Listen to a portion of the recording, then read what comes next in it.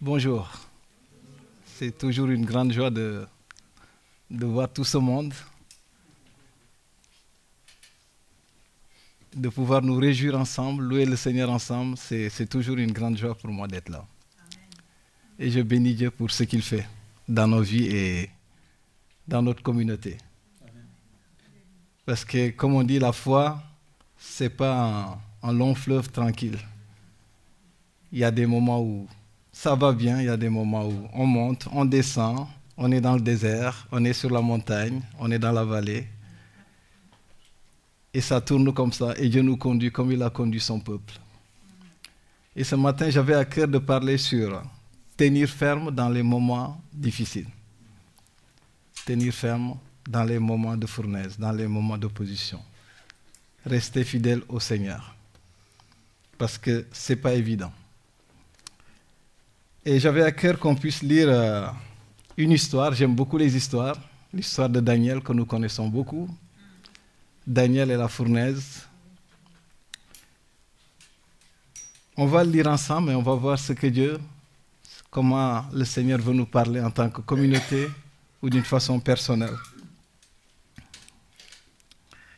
Daniel 3, à partir du verset 15, on va lire la parole. Il dit « Maintenant, tenez-vous prêts, et au moment où vous entendrez le son de la trompette, du chalumeau, de la guitare, de la sambuc, du psalterion, de la cornemuse et de toutes sortes d'instruments, vous vous prosternerez et vous adorerez la statue que j'ai faite.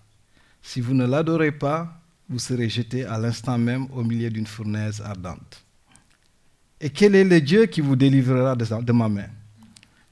Shadrach, Meshach et Abednego répliquèrent « Ô roi Nabuchodonosor, nous n'avons pas besoin de te répondre là-dessus.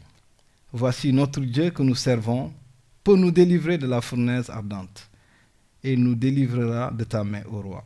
Sinon, sache, ô roi, que nous ne servirons pas tes dieux, et que nous n'adorerons pas la statue d'or que tu as élevée. » Sur quoi Nabuchodonosor, le mot, vous comprenez, fut rempli de fureur.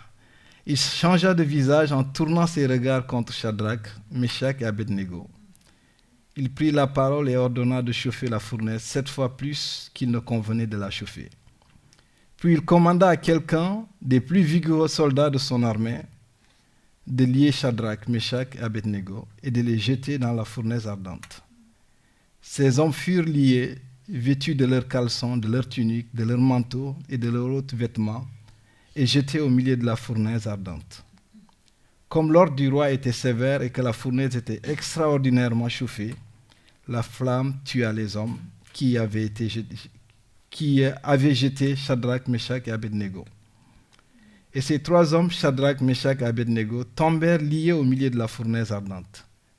Alors le roi Nebuchadnezzar fut effrayé et se leva précipitamment.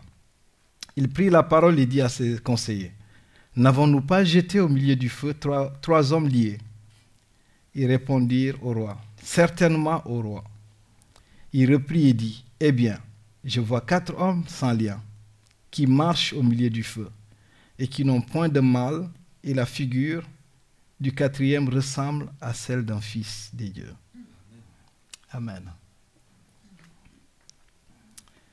Seigneur, merci pour ta parole que tu nous donnes. Tu nous dis que ta parole est inspirée pour nous parler, pour nous guider. Ce matin encore, nous voulons nous laisser guider par ta parole. Amen. Donc on va juste se mettre dans le contexte. Daniel et ses amis étaient déportés depuis Juda et emmenés en captivité comme esclaves à Babylone. Le roi Nabuchodonosor, à cette époque, était puissant et fort. À l'époque, quand ils attaquaient, ils soumettaient toute la ville et on récupérait les jeunes qui étaient intelligents pour les amener et les former à servir le royaume quand ils vont arriver. On laissait juste les pauvres et les démunis qui étaient là pour avoir un pouvoir sur le pays et continuer. Le pays va continuer à payer des tributs, mais on amène les jeunes et les jeunes filles dans l'autre pays et ils étaient là pour servir le roi. Et à l'époque, il était très puissant, Nabuchodonosor. Donc, s'il disait un mot, personne ne répliquait. Et Daniel et ses amis ont été capturés comme ça et amenés à Babylone pour servir. Donc, arrivé là-bas, il fallait d'abord apprendre la langue. On leur soumet une langue. On change leur prénom. Ils ne sont plus Daniel, mais maintenant Shadrach, Meshach, Abednego.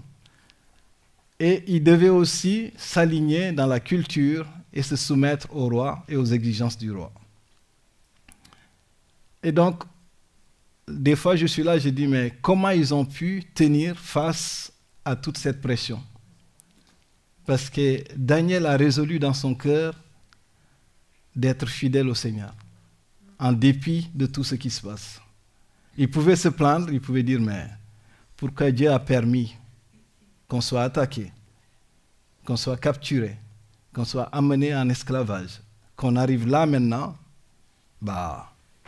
j'ai toutes les raisons pour faire ce que je veux maintenant parce qu'il nous a oubliés. Donc pourquoi chercher un Dieu qui nous a oubliés, qui n'est pas là dans nos souffrances, qui n'est pas là quand ça va mal? À quel intérêt ce Dieu va me servir à quelque chose, puisqu'il ne m'a pas délivré dans les moments où j'avais besoin de lui? Peut-être que les parents avaient été tués, parce que quand ils attaquaient, ils tuaient tous ceux qui s'opposaient d'abord. Et donc, malgré en dépit de tout cela, Daniel, lui, a résolu dans son cœur de rester fidèle au Seigneur, de garder la parole du Seigneur. Et d'abord, il a négocié avec l'intendant, celui qui gérait les repas. Si vous avez le temps, vous lirez l'histoire de Daniel à la maison, pour ceux qui ne le connaissent pas. Il dit, on ne veut pas manger les viandes sacrifiées aux idoles. Est-ce que tu peux juste nous mettre à côté les légumes et les fruits? Comme ça, nous, on les mangera. L'intendant, au début, avait peur. Il disait, mais vous n'aurez pas bonne mine devant le roi. Et le roi, je serai le responsable. C'est moi qui m'occupe de vous. Ça va mal se passer si vous n'avez pas bonne mine. Et Daniel lui a dit, écoute, on va faire un test, quelques jours. Nous, on mangera les légumes et les autres mangeront la viande et on verra après, pendant ces 10 jours, si on a mauvaise mine, tu nous soumettras de manger la viande. Et comme ça, pendant 10 jours, il a vu que Daniel et ses amis avaient meilleure mine que les autres qui mangeaient la viande sacrifiée aux idoles. Et donc, dans son cœur, malgré un dépit, comme je le disais, de tout cela, lui, il a résolu dans son cœur que non, je veux marcher avec Dieu, je veux continuer. Et des fois, nous aussi, on a l'impression, des fois, quand on décide de s'engager avec Dieu, c'est là où la situation se complique, au fait. Comme Daniel. Malgré tout, il a continué à s'engager avec Dieu. Des fois, on a l'impression que quand on prie, la situation s'envenime plus. on essaye, comme si les portes ne s'ouvraient pas. On se disait, mais j'ai beaucoup prié, Seigneur, pourquoi ça n'avance pas?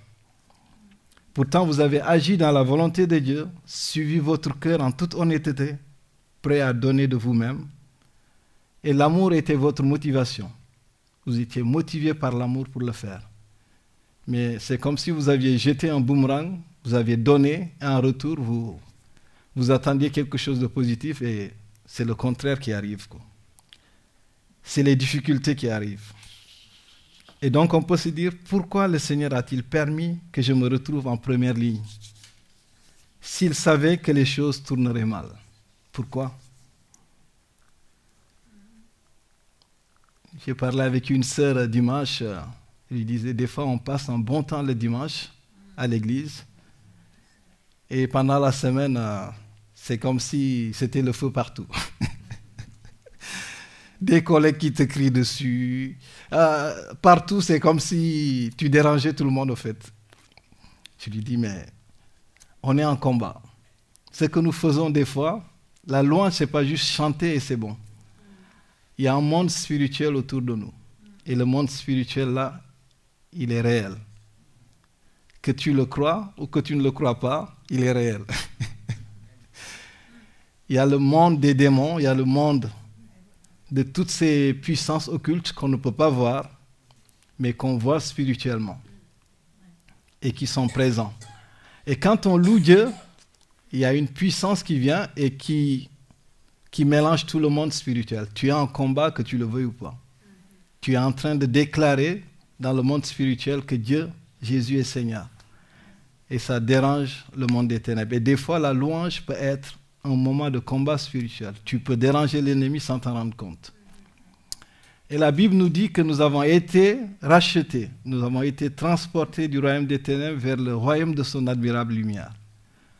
Donc, même si tu es chrétien et tu te dis, bon, moi, je ne veux pas combattre, tu vas combattre. Que tu le veuilles ou pas. Parce que tu es maintenant dans le royaume des lumières. Et le fait d'être dans le royaume des lumières, le monde des ténèbres nous voit. Ils savent qui on est. Qu'on se cache, qu'on fasse ce qu'on veut, mais c'est une réalité, ils nous voient. Ils nous voient, ils savent qui on est réellement. Mais je ne vais pas rester dans... C'est un autre message, c'était une parenthèse. Et nous sommes vraiment tentés, quand c'est difficile, de rejeter.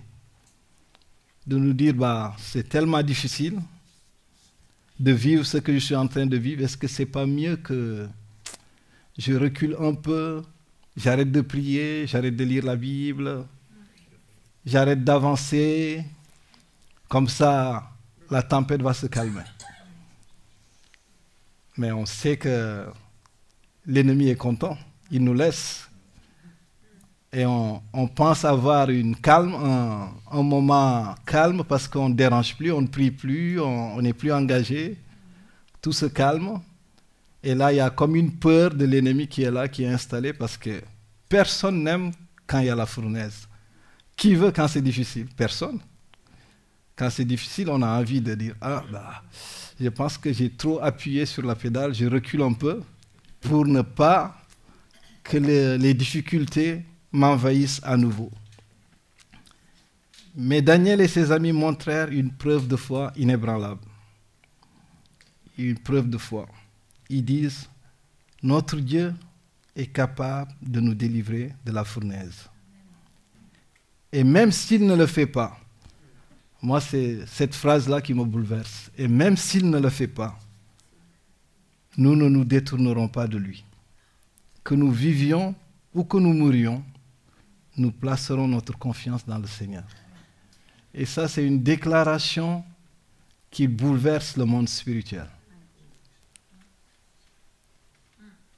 Parce que c'est comme si tu disais, Christ est ma vie, la mort m'est un gain.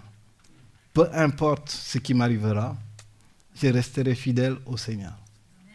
Et quand on fait cette déclaration-là, c'est une déclaration de foi tellement puissante que l'ennemi, il n'aime pas. La Bible nous dit, l'ennemi rôde autour de nous, comme un lion rugissant, cherchant qui dévorer. Imaginons un peu, on est dans la forêt, on marche, ou dans la savane africaine, et d'un coup on voit un lion rugissant qui vient pour nous dévorer. Imaginons un peu. Parce que des fois, quand on le lit, on dit, ah, l'ennemi est un lion rugissant, cherchant qui dévorer. Mais si cette image-là est réelle, imaginons on est face à un lion qui rugit pour nous dévorer. C'est pas calme, hein? Je crois pas. On est secoué de tous les bords. On est en panique parce qu'on a peur. Un lion, quand on le voit avec la crinière qui nous attaque, qui nous charge. Déjà un chien qui nous charge, on a peur. Maintenant, imaginons un lion. Ça fait peur. Et c'est ce que la Bible nous dit. Il cherche qui dévorer. Et quand il nous fait paniquer comme ça, bah, on est en panique, on se dit, mais qu'est-ce qui va m'arriver? C'est fini pour moi, c'est très difficile, je ne vais pas y arriver. Mais Daniel se disait, malgré tout cela, malgré toutes les difficultés qu'on a pu vivre, nous, on veut continuer à servir le Seigneur. On veut demeurer fidèle au Seigneur. Et je ne sais pas qu'est-ce que nous, on traverse, quel moment difficile, qu'est-ce qu'on est en train de vivre personnellement, dans nos vies de couple, dans notre famille, au travail. qu'est-ce qu'on est en train de vivre, qui est une fournaise, qui est difficile, on se dit, mais Dieu, pourquoi tu permets ça? J'ai envie de passer cette période-là. J'ai envie que cette période-là passe. Mais sauf qu'avec Dieu, on ne triche pas, quoi. Des fois, on ne sait pas pourquoi il nous laisse là. Pourquoi? Est-ce que c'est parce qu'il n'est pas bon? Non, je ne crois pas. Est-ce que c'est parce qu'il est insensible à ce que nous vivons? Je ne le crois pas non plus. Je ne le crois pas non plus. Des fois, quand tout s'ébranle autour de nous, il y a deux choses qui vont rester. C'est notre confiance dans le caractère de Dieu et la parole de Dieu. Si nous doutons de qui Dieu est, quand tout s'ébranle, ça devient compliqué. Si nous doutons de son amour, si nous doutons de sa bonté, si nous doutons de qui il est vraiment, même si tout semble dire le contraire, on ne tiendra pas face à ce qui va venir. Et des fois, Dieu permet des difficultés pour nous former, pour vraiment nous éprouver et nous former. Et cette formation est difficile. On a vu dimanche, quand Jésus a été tellement dur avec ses disciples, que certains ont dit, mais qui peut écouter ces paroles? Nous, on est partis. Il y a des disciples qui se sont retirés, qui ont dit, Jésus, nous on ne te suit plus, c'est bon. Nous on est partis, bye bye. Et il s'est tourné vers Pierre, nous rappelait Anne, l'oratrice, et il lui a dit, et vous ne partez pas? Et là Pierre lui a dit, à qui irions-nous, Seigneur? Tu as les paroles de la vie éternelle. À qui irions-nous? Il y a des enseignements de Jésus qui ont été durs, qui ont été sévères, et sa parole le reste encore. Et des fois, on peut se dire, mais ce qu'on traverse, c'est difficile. Et on va voir que Dieu, parfois, permet des fournaises dans notre vie pour nous éprouver. Les fournaises sont des épreuves que Dieu permet. 2 Chroniques 32, 31. 2 Chroniques 32, 31 nous dit, Cependant, lorsque les chefs de Babylone envoyèrent des messagers auprès de lui pour s'informer du prodige qui avait eu lieu dans le pays, Dieu l'abandonna pour l'éprouver, afin de connaître tout ce qui était dans son cœur. Et des fois, Dieu peut nous abandonner pour voir qu'est-ce qui est vraiment dans notre cœur. On cherche du travail, on frappe toutes les portes, ça ne s'ouvre pas. On veut se marier, ça ne marche pas. On veut faire ça, ça ne marche pas. On veut faire ça, ça ne marche pas. C'est comme si toutes les portes étaient bloquées. On dit, mais Seigneur, je crois en toi, j'ai donné ma vie à toi. Tu as dit que tu prendrais soin de moi, tu es un bon berger et tout. Qu'est-ce qui se passe? Pourquoi les portes ne s'ouvrent pas? Pourquoi tu me laisses là dans cette situation? Et des fois, Dieu nous laisse là pour nous éprouver, pour voir réellement qu'est-ce qui est réellement dans notre cœur. Est-ce que nous le suivons seulement parce qu'il nous bénit? Est-ce que nous le suivons parce qu'il prend soin de nous? Est-ce que nous le suivons seulement parce qu'il nous accompagne, ou nous le suivons en dépit de tout ce qui peut se passer? Nous lui faisons confiance. Il éprouva aussi Abraham, Genèse 22, 1, 2, versets 1 et 2. Il dit, après ces choses, Dieu mit Abraham à l'épreuve. Il lui dit, Abraham, et il répondit, me voici. Dieu dit, prends ton fils, ton unique, celui que tu aimes, Isaac, va-t'en au pays de Morija, et là, offre-le en holocauste sur l'une des montagnes que je te dirai. Isaac était le fils de la promesse. Mais Dieu voulait voir le cœur d'Abraham, jusqu'où Abraham lui faisait confiance. Je ne sais pas si moi, je le ferai. Je ne sais pas. Hein. Si mon fils, je l'aurais amené sur une montagne pour l'égorger. Ça, Abraham était un sacré personnage. Ce n'est pour rien qu'on l'appelle père de la foi. Il aimait Dieu, il aimait Dieu, il aimait Dieu de tout son cœur, de toute son âme et de toute sa force.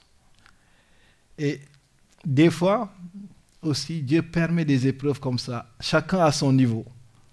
Il ne va pas nous donner le niveau d'Abraham, on n'est pas encore arrivé peut-être.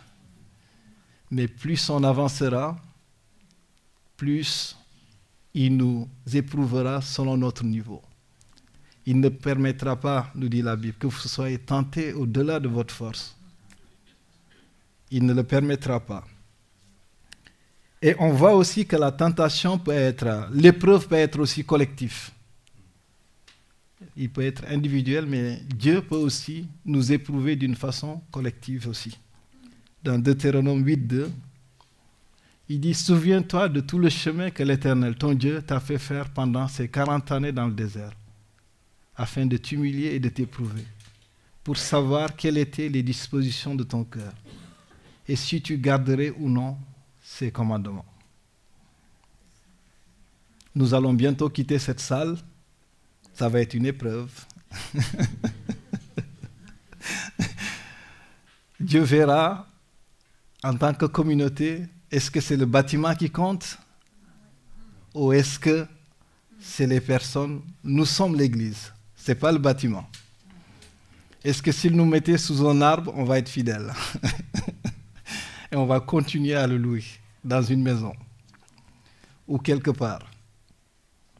Ça sera le défi que Dieu va nous laisser, nous éprouver collectivement pour voir chaque étape, comment il nous conduit. Et j'avais déjà donné ce témoignage pour nous au Sénégal. On cherchait une église, mais c'était dur. Je ne sais pas si on traversera nous la même chose, mais c'était compliqué.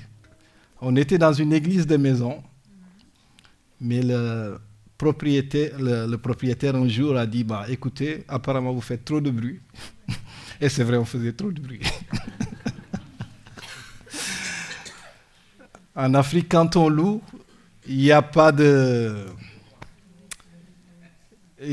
pollution sonore, on va dire. On se lâche. C'est des cris, c'est les djembés qui tapent. Il ne faut pas vouloir dormir le dimanche, non. Et je reconnais qu'on faisait du bruit. Et donc, les voisins se sont plaints. On nous a dit, bon, écoutez, il faut quitter là. On a quitté, on est parti dans un autre lieu. Dans ce lieu aussi, on a répété la même chose parce que quand on est zélé, on ne comprend pas qu'il faut respecter le voisinage. Et des fois, ce manque de sagesse nous attire des fournaises. On pense qu'on est attaqué, mais des fois, ce n'est pas qu'on est attaqué, mais on a cherché les attaques. On a commencé encore à louer comme on faisait. Le quartier, cette fois-ci, est sorti. Un bon dimanche, on s'est levé, on est venu, l'église. Ils ont mis leurs chaises devant l'église. Ils ont dit non, vous faites trop de bruit. Mais sauf que là où ça nous dérange, nous, quand les musulmans aussi louent, ils font trop de bruit. Et personne ne se plaint. Parce que c'est les grands tam-tams qu'ils prennent, ils font des nuits. Et là, ça ne dérange personne parce qu'ils sont majoritaires. Mais sauf que si c'est nous, ça dérange tout le monde. Mais là, par contre, on a été surpris parce que il y avait une voisine qui était juste à côté de nous, qui est sortie, qui a dit, mais n'importe quoi, il ne nous dérange pas. Moi, il ne me dérange pas. Il ne me dérange pas. Pourquoi vous, qui êtes loin, qui êtes à 100 mètres d'ici, vous, ça vous dérange et que moi, qui suis là à côté, ça ne me dérange pas, une voisine musulmane. Et donc, heureusement, ce témoignage-là nous a sauvés un peu. Mais moi, pour être honnête, je crois qu'on faisait beaucoup de bruit. Si on compare par rapport à la France. Et là, la police est venue. Il y a des jeunes qui se sont lâchés un peu des pierres, qui étaient un peu fougueux, qui ont vu l'injustice. Pour eux, ce n'était pas juste. On est dans un pays laïque et ils font du bruit. Nous aussi, on doit faire du bruit. Il fallait les calmer, il fallait expliquer. La police est venue, on a réglé. On est parti à la police nous a donné raison. Ils nous ont dit, bon, vous avez le droit de faire votre culte ici, personne ne vous dérange. Mais sauf que vous êtes dans un quartier, on ne peut pas vous garantir qu'on peut venir chaque fois vous protéger. Donc, vu les altercations qui sont arrivées, nous vous conseillerons de trouver ailleurs. Un autre lieu, ce serait mieux. Donc, le pasteur a eu la sagesse. On a trouvé dans un foyer de jeunes, c'était en discothèque, on va dire, parce qu'on ne trouvait plus de lieu. On est parti dans une discothèque. Donc, quand tu arrives le dimanche matin, il faut balayer, ramasser tous les vomis, les bouteilles de bière, C'est pour cela que je vous dis que c'était difficile. Les toilettes, je ne vous dis pas. Et donc, je vous épargne. Il fallait tout nettoyer, mettre les chaises, faire le culte et rentrer chez soi. Et on a tenu comme ça pendant au moins 1 an.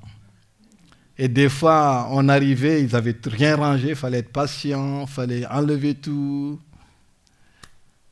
Après, finalement, on a trouvé avec une autre église, l'église méthodiste, qui nous a permis de faire de 8h à 10h, et ils font 10h midi.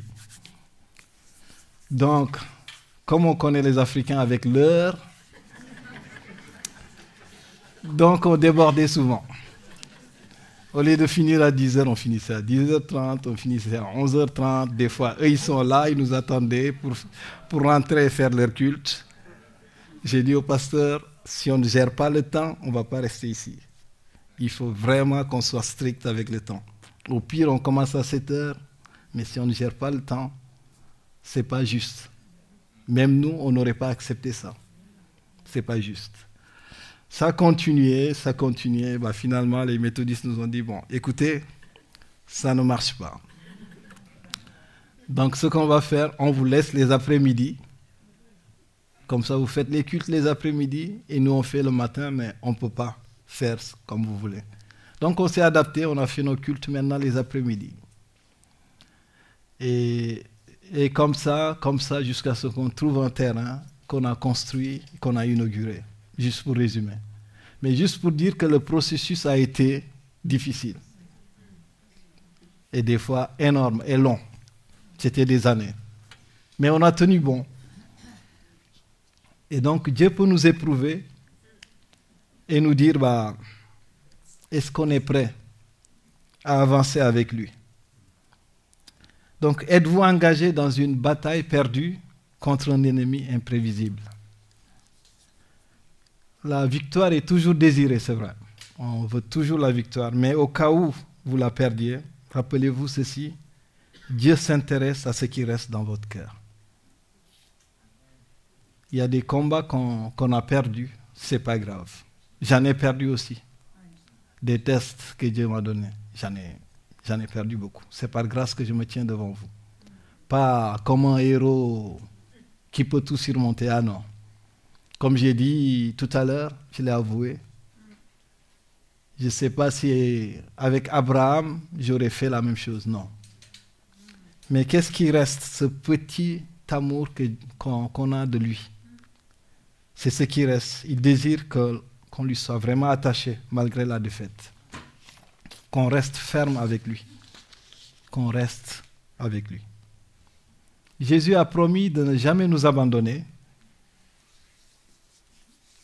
Mais les textes de l'Écriture montrent qu'il y a des périodes où le Père retire sa présence afin de nous mettre à l'épreuve, comme on l'a vu tout à l'heure. Sur la croix aussi, Christ lui-même connut cet instant de solitude. Il a dit, Père, Père, pourquoi m'as-tu abandonné? Même Jésus a vécu ce moment de solitude. Qu'on soit pasteur, qu'on soit missionnaire, on vit aussi ces moments-là, où des fois on se sent seul. C'est comme si Dieu s'est retiré, mais il ne s'est pas retiré. On n'arrive pas à trouver une direction. Toutes les portes sont fermées, on dirait. On n'arrive pas vraiment à voir plus loin. Et Dieu nous laisse comme ça pour voir qu'est-ce qui est réellement dans notre cœur. Est-ce qu'on reste demeuré fidèle à lui, malgré le fait que on tâtonne, on ne sait pas où aller, on n'a pas de gouvernail, on n'a pas une parole claire, on n'a pas une pensée claire. C'est comme si les écluses se sont fermées. On a l'impression de parler à un mur, à taper sur un mur. Et dans ces moments, c'est vraiment très déstabilisant. On s'appuie sur sa parole et sur ses promesses. On dit, ta parole dit ça, je reste. Comme Daniel l'a fait, il a résolu. En dépit de tout, il a résolu de rester ferme. Mais ce qui se passe est que, malgré le fait qu'ils ont essayé de rester fermes, l'ennemi a poussé le bouchon encore plus haut, plus loin. Là, le roi a remarqué qu'eux, ils ne se prosternaient pas devant. Il a dit, on va faire ce test.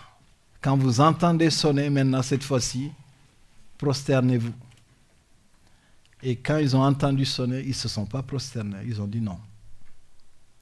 Nous restons fermes. Et ça a mis le roi dans une colère pas possible. Il s'est dit, mais vous voyez le roi, Nabuchodonosor, qui avait des armées énormes et qui pouvait détruire tout sur son passage. Comment on peut lui dire non? À l'époque, tu n'osais même pas dire non à un roi, surtout si tu es esclave, à plus forte raison encore. Mais ils ont résolu dans leur cœur, ils ont dit, même s'il ne nous délivre pas, même s'il n'agit pas, nous ne nous prosternerons pas. Donc, même s'il n'agit pas dans mes situations compliquées, je reste fidèle à lui. Je reste attaché à lui.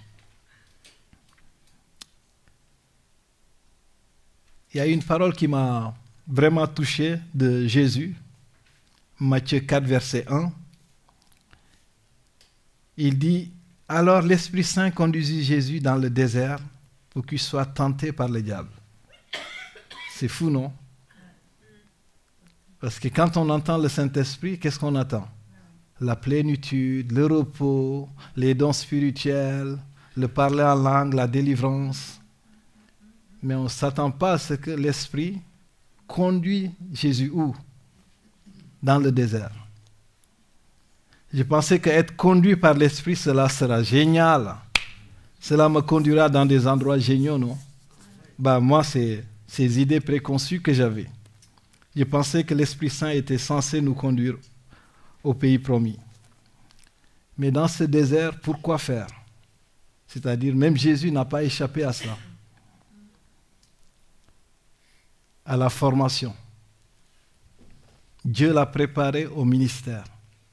Dieu a préparé Jésus dans ces moments difficiles. 40 jours de jeûne et de prière. Il finit, l'Esprit lui dit, ok, c'est pas fini au fait, viens. Va au désert où tu seras tenté. Mais il a résisté par quoi? Comme j'ai dit, quand tout s'ébranle, il y a la parole de Dieu. C'est pour cela qu'il est important de connaître la parole de Dieu et de pouvoir résister ferme avec l'ennemi. Jésus a résisté ferme en disant, il est écrit, il est écrit et il est écrit. Romains 5, 3, 4 nous dit, la tribulation produit la persévérance. Donc, quand il n'y a pas de tribulation, nous ne pouvons pas grandir. Même si nous ne voulons pas les moments difficiles, mais des fois, c'est les moments difficiles qui nous aident à grandir. Si tout va bien, j'ai de l'argent, la santé va bien, tout le monde va bien, on a tendance à faire quoi? À dormir, à nous reposer sur nos lauriers, à dire, écoute, tout va bien, hein, à profiter. Mais un peu de tribulation nous aide à nous relever, à dire, il faut combattre, il faut avancer, il faut trouver des solutions, à nous rendre actifs au fait. Et Dieu, des fois, ne veut pas que nous soyons juste sur nos acquis, sur ce qu'on connaît. C'est très facile que nous restions juste sur ce que nous maîtrisons. Des fois, on n'aura pas le contrôle de tout. On sera obligé, comme un aveugle, de faire confiance à Dieu, de lui tenir par la main et lui dire, conduis-moi. Je ne sais pas où je vais. Et c'est très déstabilisant. Parce que si on veut contrôler tout, maîtriser tout, on va juste se fatiguer, on ne pourra pas. Il y a des moments où on a besoin qu'il nous conduise. Et la tribulation produit la persévérance, même si on n'aime pas la tribulation. Si je pouvais fuir toutes les tribulations, je vous assure, je fuirais. Je m'éloignerais de tout moment difficile. 2 Corinthiens 4, 7 nous dit, car un moment de légère affliction, j'attends, 2 Corinthiens, je ne l'ai pas donné, ok, produit pour nous au-delà de toute mesure un poids éternel de gloire. Car un moment de légère affliction, 2 Corinthiens 4, verset 7, de toute mesure un poids éternel. Il y aura ces afflictions, mais il nous conduira. Dieu nous transforme en soldats de la croix, expérimentés, porteurs de cicatrices, mais capables de se battre et courageux. On recevra des coups, on donnera des coups. Il y aura des moments où on fléchira le genou, mais on se relèvera. Amen. Amen. On pourrait dire, il aurait pu vous soustraire à votre combat n'importe quand, mais il ne l'a pas fait parce qu'il a constaté qu'il crée en vous une plus grande foi de lui. Il y a des moments où on veut qu'il nous enlève de ces moments difficiles, qu'il nous soustrait, Seigneur, je suis fatigué, j'en peux plus. Je suis fatigué, les portes ne s'ouvrent pas, je suis fatigué. Je suis fatigué de régler toujours les mêmes problèmes. Des fois, tu as l'impression de donner, d'essayer d'arrondir les angles pour que tout marche. Tu te plies à 4 pour que tout marche, mais ça te revient à la figure. Bon, tu fais tous les efforts possibles avec les collègues. Bon, je suis enfant de Dieu, il faut que je montre l'exemple. Allez, il faut que je les aime. Allez. Je donne. Allez, hop, bah. Ce qui revient, c'est autre chose qui revient. Vous savez ce que je veux dire. Et des fois, on n'a pas envie et on se dit, mais est-ce que ça vaut le coup d'essayer encore? Je suis fatigué, Seigneur. Amen. On va lire pour le dernier passage de notre matinée. 1 Pierre 4, 12, 13 nous dit, bien-aimés, ne soyez pas surpris de la fournaise qui sévit parmi vous pour vous éprouver, comme s'il vous arrivait quelque chose d'étrange. Au contraire, réjouissez-vous de participer aux souffrances du Christ, afin de vous réjouir aussi avec allégresse lors de la révélation de sa gloire. Il dit, ne soyons pas surpris de la fournaise qui sévit, comme s'il vous arrivait quelque chose d'étrange. Et souvent c'est ça, on dit, mais c'est étrange, il y a des choses étranges qui m'arrivent. Il dit qu'on ne soit pas surpris parce que c'est normal. Et je vais finir avec une phrase de David Wilkerson qui a dit ceci. Si Fabien l'a... Il dit, Seigneur, je suis pleinement persuadé que tu es capable de me délivrer en prononçant un seul mot. Mais si pour une raison ou une autre, tu me maintiens là, je ne vais pas m'enfuir. Je resterai fidèle et vrai. Tes voies sont au-dessus des miennes. Seigneur, et ma vie est entre tes mains. Quand bien même tu me ferais périr, je continuerai à croire en toi. C'est vraiment une parole très forte quand je l'ai lue. Et souvent c'est ça, c'est cette déclaration de foi. Tes voies sont insondables. Nous n'avons pas la même pensée de Dieu, sa même façon d'agir, non. Si nous voulons condamner Dieu selon notre pensée, nous allons nous tromper, parce qu'il n'agit pas comme nous. Il ne voit pas ce qu'on voit. Et quand bien même que tu me ferais périr, je continuerai à croire en toi. Ouais. C'était cette parole que j'avais ce matin pour vous. Que Dieu nous donne cette grâce de pouvoir persévérer dans les moments difficiles. dans les moments où tout semble fermé, tout semble bloqué, dans nos moments d'épreuve, qu'il nous donne cette grâce de tenir ferme. On va prier ensemble. Donc je ne sais pas ce que chacun traverse actuellement, quels sont les moments difficiles que chacun traverse, mais ouvre ton cœur devant Dieu. Dis-lui, Seigneur, je sais, comme l'a dit David Wilkerson,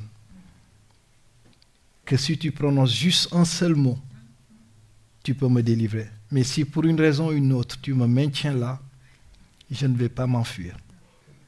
Parce que tes voies sont insondables, Seigneur. Je veux rester fidèle et vrai.